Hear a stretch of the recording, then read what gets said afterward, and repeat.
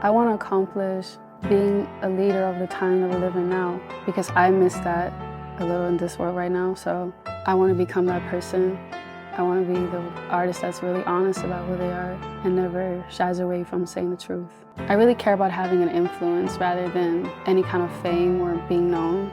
I want to be able to have an influence on culture, change the way people look at things by just being who I am, and I believe I'm the right person to do so.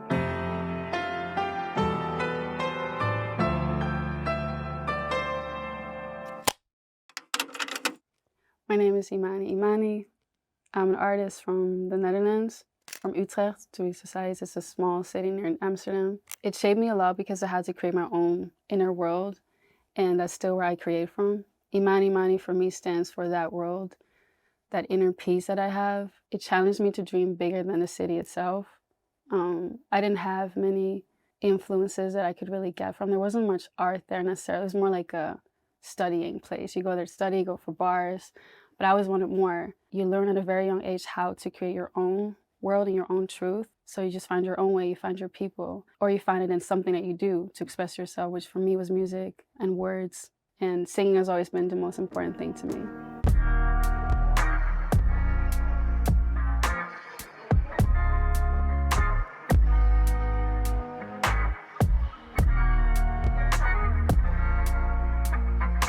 My parents, they were never together in my life. So I had two different households and they were very different from each other. But the one thing that was connecting was the music. They listened to the same kind of music, which is so special now that I think about it because it was all like Marvin Gaye, D'Angelo, like Jill Scott, Angie Stone, rest in peace. This was the only thing that I felt like was the connection between my parents, who I both obviously really loved, but I couldn't see what they both liked. Like I didn't understand even how they ever were together. And I think it's really special if you have something as a kid that connects them to each other. So it's just a lot of soul music, disco, all the good things. But for music, my introduction to music was actually in a choir, which was classical music.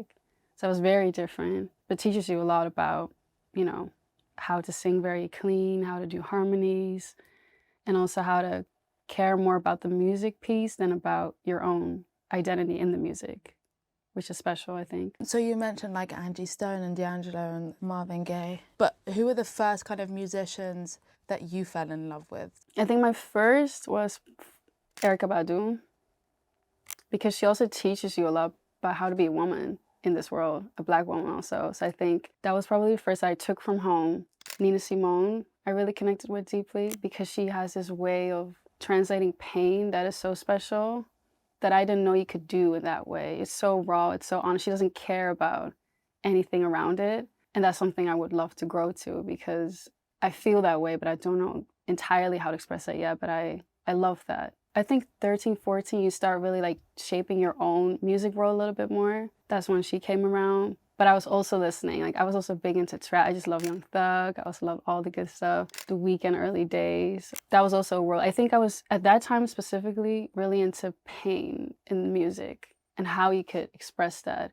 And there's so many ways to express it. Because even for The Weeknd, it's a different part of his pain, but it's still that place. And then Nina, obviously a whole different world, different age, but has that similar feeling to it. And that's what inspired me when I was that age. I have this line in one of my songs in Papercut on Chasing, and I say this line of, I think I'm born with a broken heart, and it's just something I truly believed. Like, especially at that age, I felt a level of hurt or something I couldn't really place. I didn't know where it comes from.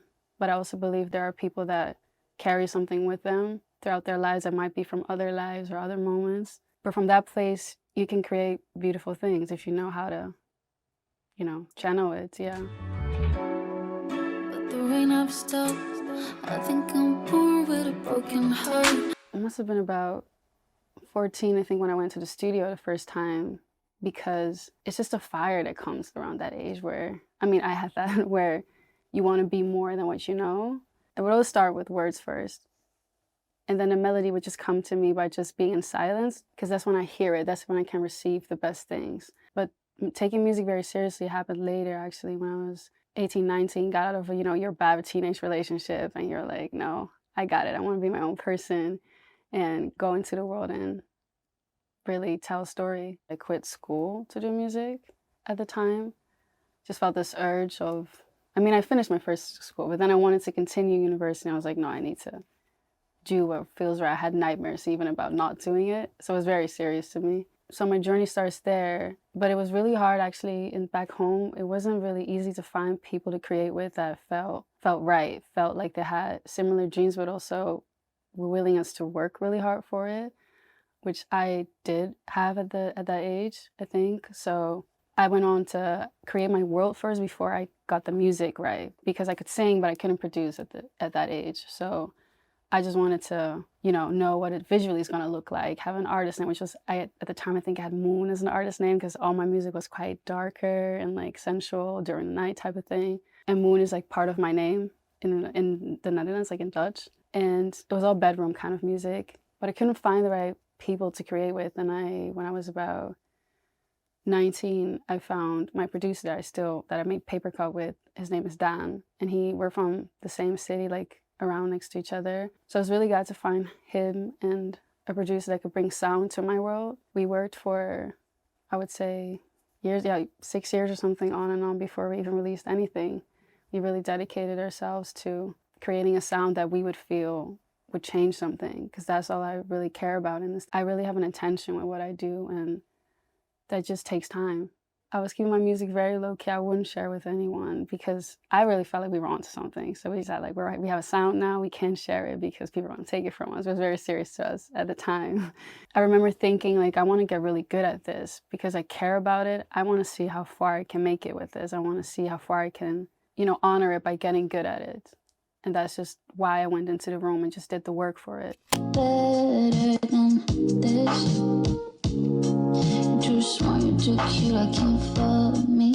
I'm dressed on, but I can't set the feet. Were there any moments where you had like self-doubt and just didn't feel like this was ever gonna work?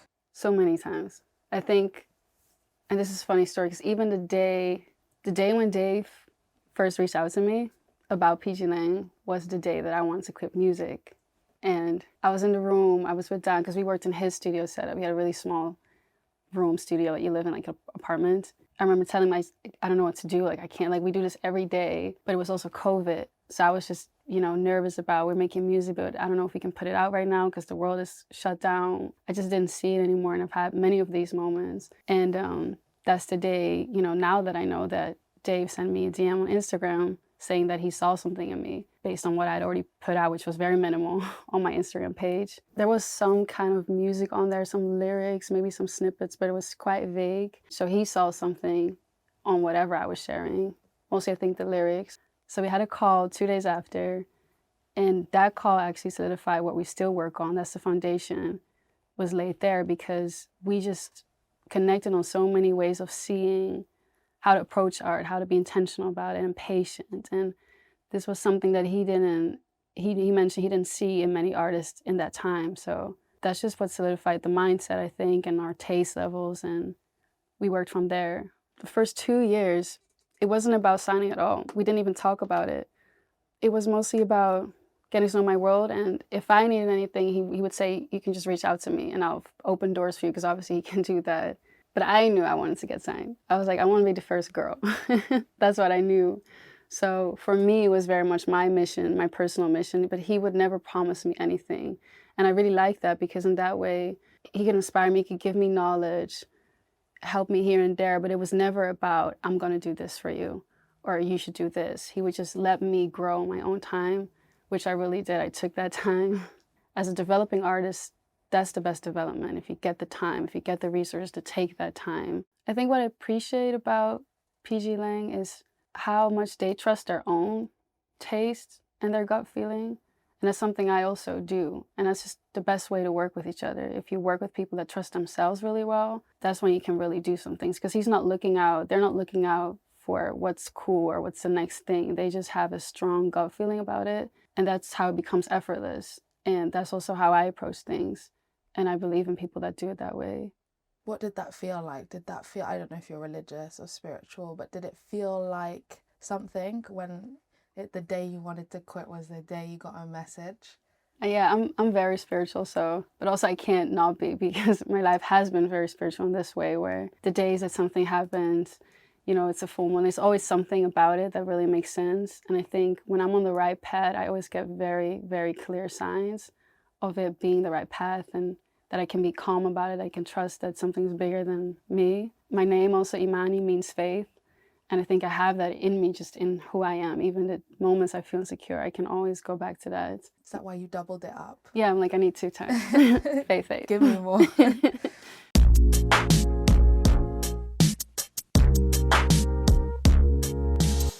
My first time meeting Kendrick was back in Amsterdam, which was nice because it's my hometown, or where I was living at the moment. It was right before his Mr. Morale show there. I remember like a month before I had sent out music to Dave. Something I really believed in at the time was the song.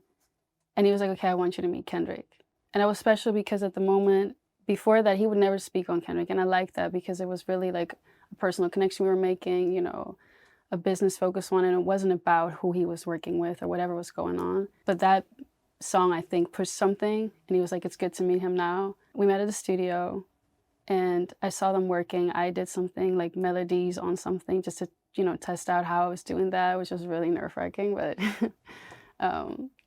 and we had a little bit of conversation, but I think it was mostly special because you just feel like an energy of someone, and that's the thing that really inspires me. Just the same way other people, I think, have that of him. I still have that. When you're around someone, you can get so much information from just that, by how they do things, how they approach things, and that's what inspires me the most. He inspires me because in a way, obviously, like to me, he's right now the best at doing what I also strive for, which is, you know, making music that you can listen to, you can enjoy it so well, but there's so much depth to it. He inspires me by how he even taps into culture, but also knows how to take, you know, remove himself all the time. He's there when it's needed and does it in such an authentic way. That's what inspires me the most.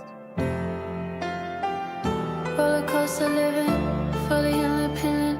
I'm on the rooftop, thinking about you every second. Want that real love, I can get it for a minute.